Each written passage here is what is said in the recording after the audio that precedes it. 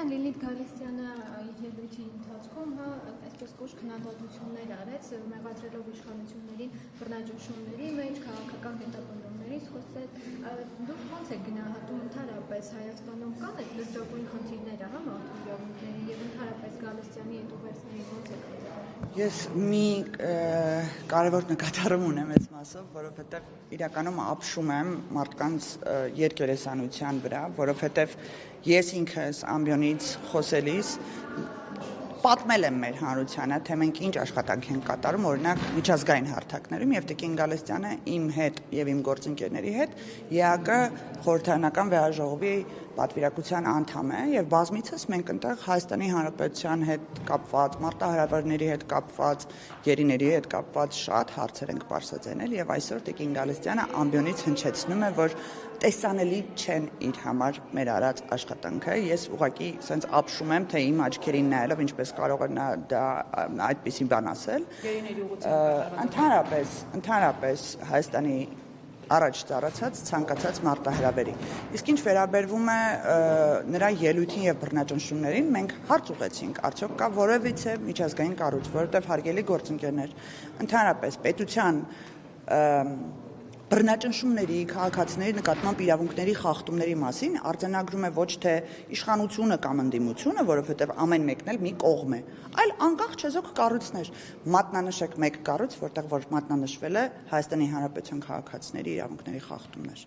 Կան դրվագներ, որոնք խնդրահարույց են, դա բոլոր երկրներում կա եւ բոլոր երկրներում արձանագրվում է, տարբեր զեկույցներում կարող եք ինքներդ ուսումնասիրել, բայց այդ խնդրահարույց դեպքերի հետևից մենք հետևողականորեն պետք է գնանք։ Իսկ այդ հարցերի պատասխանները հետագայում կստանան որոշման վրա իրենք։ Բնականաբար մենք ցանկացած տեխնացուի լսում ենք եւ որևէ որոշում չունենք ում ենք ընտրելու, ում չենք ընտրելու։ Մենք բոլոր հանձնաժողովների տեխնացուներին մանրակրկիտ իրենց դիրքորոշումները կոնկրետ ոլորտային հանձնաժողովի հետ կապված փորձում ենք ճշգրտել եւ հետագայում նաեւ քվեարկության արդյունքում մեր ֆրակցիայի նիստում կորոշենք թե որ տեխնացուին ձայն կտանք։ Ելույթներից հարցերից տպավորություն եմ, որ մտադիր չեք ընդդիմադիրներին ընտրել, որովհետեւ բավական կոշտ են ելույթները եւ նույնիսկ ասում եք, որ համապատասխան չեք այդ պաշտոնում։ Հնարավոր տարբերակ է, որ օրինակ մի քանիսին չընտրեք։ Ցանկացած տեխնացուի վերաբերյալ ասում եմ պետք է լինի քննարկում եւ կոնսենսուսային դիրքորոշում ֆրակցիայում։ Կոնսենսուսային նկատմամբ քվեարկությամբ։ Մենք տենց ենք որոշումներ կայացնում։ Դեմ կողմ կարծիքները լսում ենք, վերջում քվեարկում ենք։ Այո։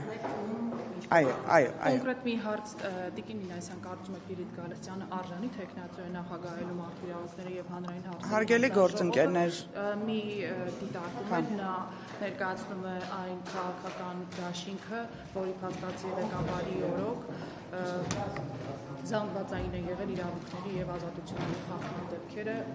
վստահ եմ տեղյակ եք։ Ես մեր հանրությանը նաեւ ուզում եմ տեղեկացնել, որ Հայաստանի Հանրապետության ազգային ժողովը ձևավորվել է քաղաքացիների ընտրությամբ։ Որոշ մասը իհարկե ընտրակաշառքներով, խախտումներով եւ այլն, բայց ձևավորվել է քաղաքացիների ձայներով։ Եվ այն քաղաքացիների ձայները, որոնք որ տվել են ընդդիմությանը, ձևավորել է նաեւ Դոնթի բանաձևով նրանց պաշտոնները ազգային ժողովում։ Այսինքն նրանք ունեն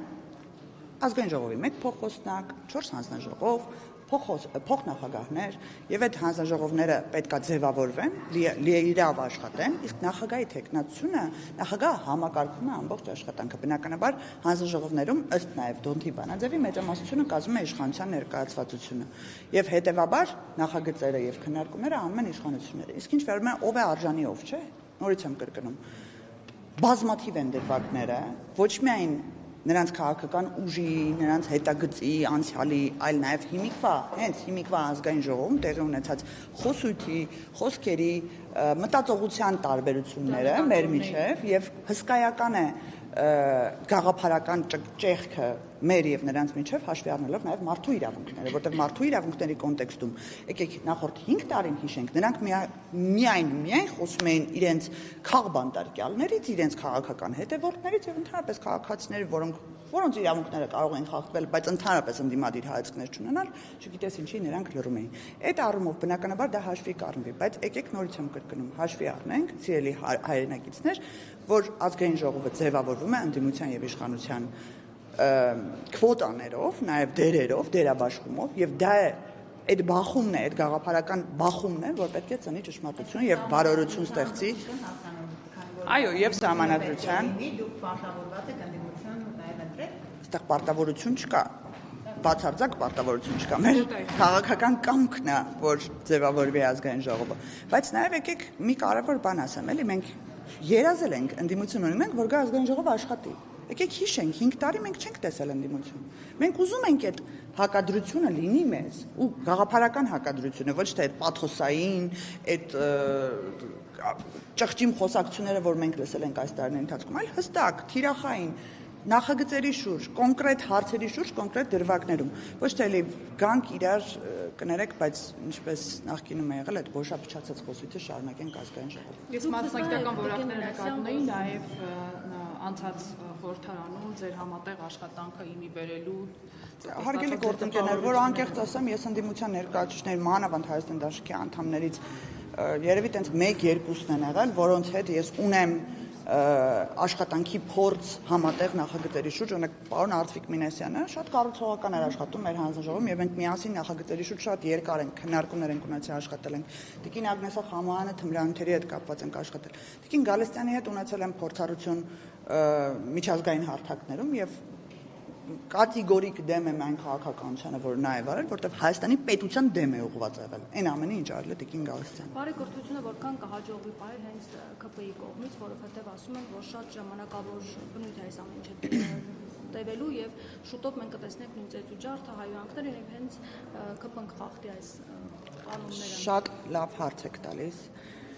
Ես այս սրա խորքային պատճառների մասին մի քանի անգամ ամբիոնից եմ խոսել, թե մեր նպատակը ինչու՞ն է։ Մենք ուզում ենք ոչ միայն բարեկրթություն ցենց շապիկ լինի ուղղակի բոլորիս վրա, ու ասենք մենք այսուհետ ընդհանրապես չենք օգտագործելու որևիցե բառամթերք, որը կարող է հատի դրան, այլ մենք ուզում ենք մեր հանրությունը այդ պոլարիզացիան, որ կա, այդ ճեղքվածքը, որ կա, որ մարդիկ իրար այդ քաղաքական հայացքների պատճառով վիճաբանություններ են ունենում, շատ սուր, շատ վատ հետևանքներ կարող է դա ունենալ։ Դրա համար մենք ասում ենք ժողովուրդ ջան, գիտեք, մենք կարող ենք ունենալ կտրականապես տարբեր կարծիքներ, բայց հանդուրժող լինել միմյանց կարծիքի նկատմամբ։ Եվ այդ հանդուրժողականությունը պետք է լինի նաև հասարակության մեջ, որտեղ գիտեք, ազգային ժողովը հայլի լինի հասարակության։ Եթե մենք ստեղից պրոյեկտում ենք շատ ռադիկալ խոսույթ, այդ ռադիկալ խոսույթը գերադրական աստիճանով պրոյեկտվում է հասարակության վրա։ Եվ չի կարելի։ Մենք մեր կողմից արդեն քանիցս անցել ենք այն սահմանը այն շեմը այս 10 քանի օրվա ընթացքում, որ մենք մեզ կարողանում ենք տիրապետենք, որովհետև տեսնում եք բազմաթիվ անգամներ ներկայացուցիչներ կան, որ իրանց դրել են տենց դերասանական տաղանդով աստղերի տեղ ու եկել են ազգային ժողով ընդամենը տորպեդա արելու ազգային ժողովի աշխատանքը եւ վերածելու էլի նույն բոշափչացածի։ Ինչի համար, որտեվ այդ նույն վարկանիշը ազգային ժողովի ընկնելու դեպքում ոչ միայն մեզնից է վարկանիշ խլում, նրանցից էլ է խլում, բայց ամբողջ կառույցինն է վարկաբեկվում։ Դա հստակ քաղաքական նպատակ է։ Հստակ քաղաքական նպատակ է ազգային ժողովը, քաղաքականությունը սարքել հանրության աչքին կեղտոտ մի միջավայր, որից որ որևէ դրական բան մեր քաղաքացին չի գալու։ Ուժեղ Հայաստանի այլևս ներողություն չեք անում, մասնավորապես Էդգար Ղազարյանից վերջ ավարտվեց այդ փուլը։ Մենք ակնկալիքներ որևիցե մեկից չունենք, մենք հանրությունը պետք է ունենա այդ ակնկալիքները։ Ես ընդհանրապես այդ մարդու չեմ ուզում էլի բարեկրթության նորմերը խախտեմ, բայց շատ վիրավորական որոշ պարագաներում անդաստիրակ խոսույթը ես ազգային ժողովում կարծում եմ միայն վնասում է ուժեղ Հայաստանի եւ ուժեղ Հայաստանը պետք է մտածի դրա մասին, արդյոք իրենց թիմի շարքերում կան մարդիկ, կա մարդ, որ տոտալ հակառակ կարծիքն է հայտնում ցանկացած հարցի վերաբերյալ, երեք ձեր ճեպազրույցների ընթացքում էլա նման բան եղել, ինչու ունի խմբակցությունը քաղաքական հայացքների, քաղաքական օրակարգերի, դիրքորոշումների արտաքին քաղաքականության վերաբերյալ կտրուկ հակադարձ կարծիքն է արտահայտում։ Այդ արդեն իրենք թող մտածեն իրենց վարկանիշն է։ Ես չեմ կարծում, որ սույն անձը գրամ անգամ ոչ մարգինալ հատվածում, ոչ այդ թուրք դավաճան պիտակները սիրող հատվածում, այլ հանրության լայն շերտերում ունի որևէ հարգանք։